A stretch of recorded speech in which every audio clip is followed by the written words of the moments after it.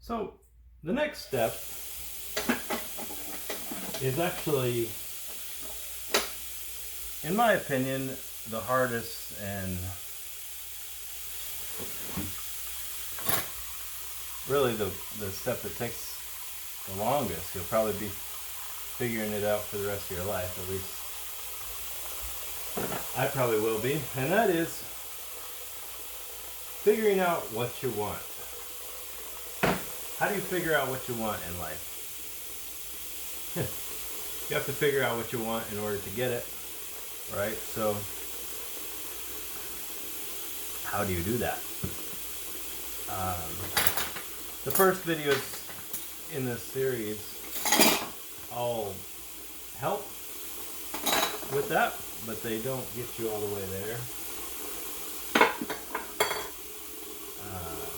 I mean, I'm sure there's an infinite variety of different methods to figure out what you want. You know, I've read books like The Subtle Art of Not Giving a Fuck.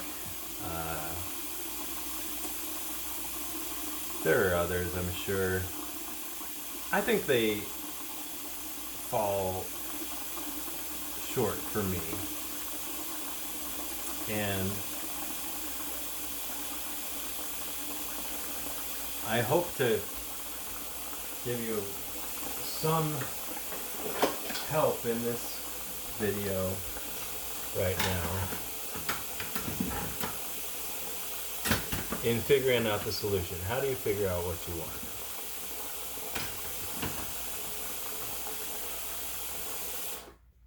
You've got to take some time to listen to yourself, like the previous video, I said in the previous video. But you also have to start taking action. And that can be scary. You're going to make mistakes. And that's the fear, of course, of taking action, is that you might make mistakes, and you will. But that's okay. It doesn't matter. What you'll find is that the more you take risks and just start making decisions that are in line with what you think you want, one, you'll get better at figuring out what you want, and two, you'll realize that you're not that bad at making decisions. You just thought you were. You were hedging your bets or just being cautious. I'll give you an example. I was going to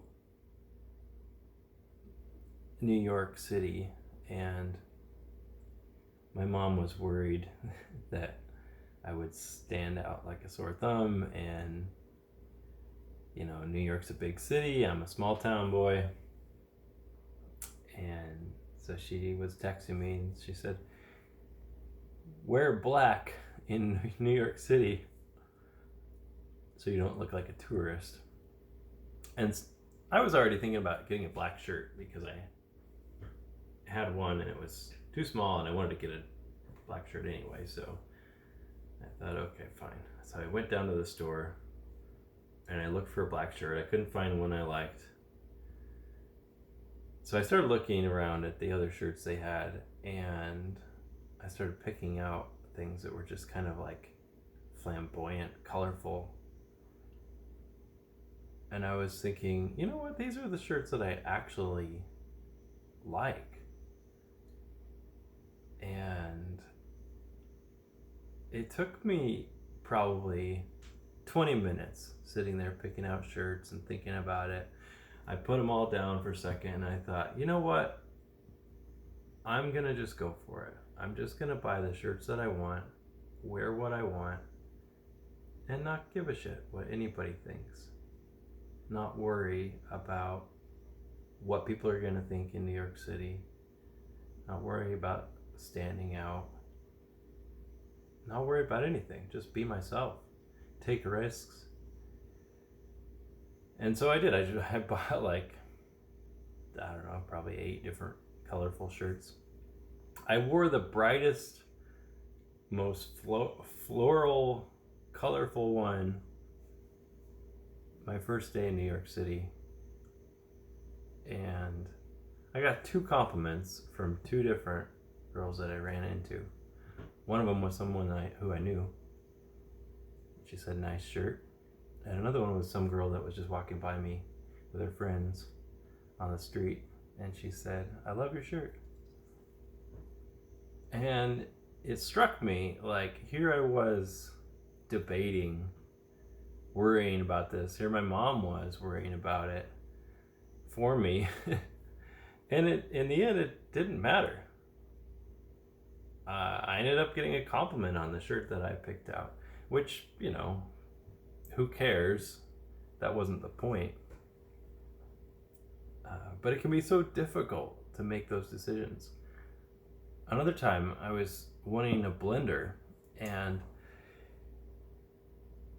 I wanted to get a Vitamix, but I knew they were expensive, and I didn't even want to look at the price because I knew they were going to be too much. And so I went on Amazon, and I looked for months for a blender. I kept comparing prices and features, and finally I found this one that was like $60, some off-brand blender, and I bought it. And it was noisy and didn't work, and I hated the thing. And I had it for like 4 years, and finally when I moved out of my apartment in Boise and moved down to San Diego, I just left it in the alleyway because I hated it. And when I got down to San Diego, I went online, looked for a Vitamix, and they're like $200, which is a lot of money for a blender, but not that much. My phone was like $800, so it's not that bad. So I just bought it, and now I have a Vitamix, the thing that I always wanted. It's sitting on my counter, and I can use it at any time. I don't use it that often, but it doesn't matter. That's what I wanted, and I'm so much happier with it. And you just got to start doing things. Start, write down your goals. Start tackling them. Just take chances. Don't listen to what anyone thinks. Start on the easiest ones first and work your way up your list. I talked in a few videos ago about taking 30 days and just writing down your goals for your life each night before you go to bed. And I highly recommend that practice, because by the end of it, you'll have a list of at least 30 goals, probably more than that. I had a couple pages of goals, and I prioritized them and started working on them. And now I've got some things to work on. And so when I'm bored sitting at home, I have things to start tackling. And I have an idea in my mind of the kind of person I want to be. And I'm getting better at each opportunity. I'm getting better at taking action. It's not always easy. In fact, it's hardly ever easy.